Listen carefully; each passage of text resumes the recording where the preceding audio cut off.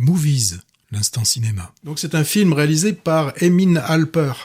Là on a Emre qui est un jeune procureur, alors déterminé, inflexible, et il vient d'être nommé dans une petite ville reculée de Turquie. Et dès son arrivée, il va se heurter un petit peu aux notables locaux qui, eux, sont bien décidés à défendre un peu ce qu'on peut appeler des privilèges, et ce par tous les moyens, et même peut-être les plus extrêmes. Et tout va se mettre en place lors d'un repas, un repas qui dure, c'est chez le maire, où là, le jeune procureur, donc nouvellement promu, dans cette petite ville de l'Anatolie, va comprendre très rapidement comment fonctionne la politique dans ces petites villes. Et le moins qu'on puisse dire, c'est que dans cette petite ville, c'est plutôt le clientélisme qui règne. Clientélisme, populisme, enfin vraiment des choses qui vont bien ensemble. Et là, on a en filigrane du film le problème de l'eau. Problème de pénurie d'eau, pour être exact, et ça se joue devant nous. Ce film qui est un polar, qui va vers le thriller, qui va aller crescendo tout au long de ces 2 heures. La ville, elle manque d'eau, mais elle est pourrie. Elle arrive à être pourrie en manquant d'eau. Donc le maire, alors là c'est le notable renommé, vraiment. Et ce qui est quand même inquiétant, c'est que il est aimé de ses concitoyens. Et là, on sent que les élections arrivent et il y a de fortes chances qu'il soit réélu, le bougre. Et pourtant, avec cet usage intensif de l'eau qui a pu être fait sans qu'il y ait eu vraiment une vraie politique d'utilisation de cette eau, a des répercussions qui on ne peut plus visibles, puisque déjà les habitants sont obligés de faire de longues heures pour aller récupérer un bidon à la maigre source, parce que l'eau, on ne l'a pas pendant toute la journée.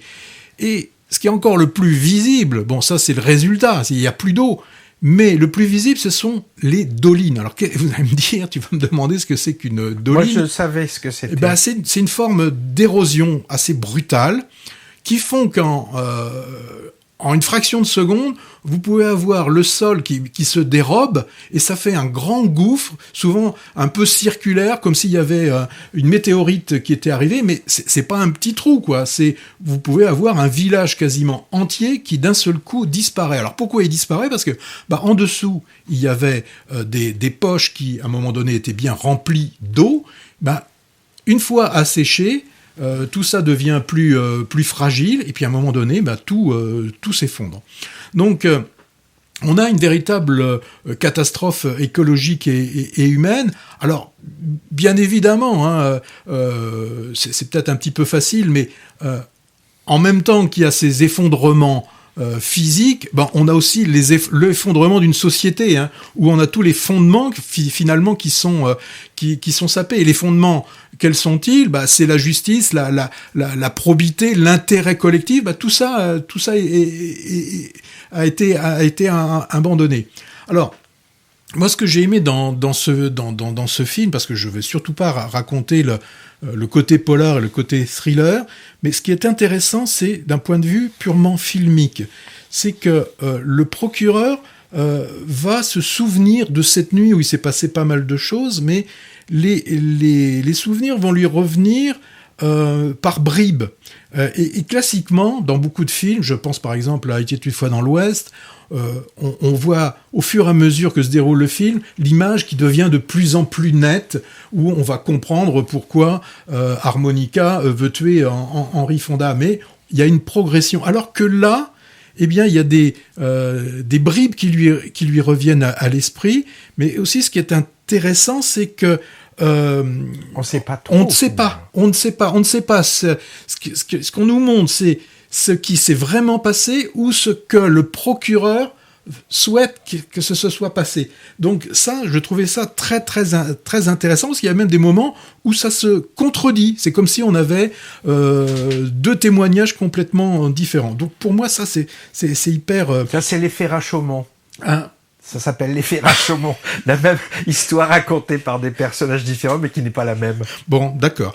Et aussi, il y a, je dirais d'une façon un peu similaire, on a le journaliste qui est très ambigu. Est-ce que le journaliste l'aide ou est-ce qu'il le manipule ? Ça, c'est une question qu'on a pendant tout le film. Et là aussi, ce qu'il y a de bien, c'est que le réalisateur ne nous donne pas les réponses. Moi, je trouve que c'est bien quand le spectateur, finalement, il se fait ses propres réponses et puis on peut en parler après. Donc, ce film, c'est un polar, c'est un thriller, c'est un conte. Le héros, c'est pas le chevalier blanc, il a pas forcément le plus blanc. Il y a de la grisaille aussi. La ville, c'est l'image certainement d'une société turque minée par la corruption, enquistée dans un traditionnalisme, avec une remontée manifeste, et là on le voit dans le film, manifeste et ouverte de l'homophobie. Donc tout ça avec un populisme autoritaire. Donc un polar, un thriller, avec une vision politique très forte. Moi, je trouve qu'elle est filmée d'une façon impressionnante, cette histoire de ce jeune procureur débarquant dans fin fond de l'Anatolie, gouverné sans foi ni loi par des potentats locaux. Alors, tout en cinémascope, je me trompe pas. Alors, toi, tu parlais de polar thriller. Moi, je trouve que ça m'a fait penser à un western. D'ailleurs, on peut appeler ça western contemporain, tant pour les paysages que pour la thématique. Il a un côté shérif un peu qui débarque. Ça m'a rappelé aussi, alors je sais pas si tu as vu ça, un film cauchemardesque du même genre, avec un fonctionnaire arrivant dans l'outback australien, caniculaire et hostile aussi. Il se trouve embarqué dans une chasse aux kangourous avinée par les édiles locaux bas du front. Ça s'appelait Wake in Fright, Réveil dans la terreur. C'était le premier film de Ted Kotcheff, celui qui a signé après le premier Rambo. Alors dans Burning Days, c'est pas la chasse aux kangourous, c'est la chasse aux sangliers qui est montrée, et c'est impressionnant. Le film, il est sorti avec un grand succès en Turquie, paraît-il, et il s'est vu retirer ses subventions a posteriori, car sa teneur n'a pas tellement plu aux autorités. On les comprend. Sol qui s'effondre, pénurie d'eau, rats, corruption, viol, racisme, homophobie. Le tableau délétère n'est pas très avantageux, et c'est sans doute pas la carte postale touristique qu'Erdogan veut, ou j'aimerais bien dire qu'Erdogan voulait.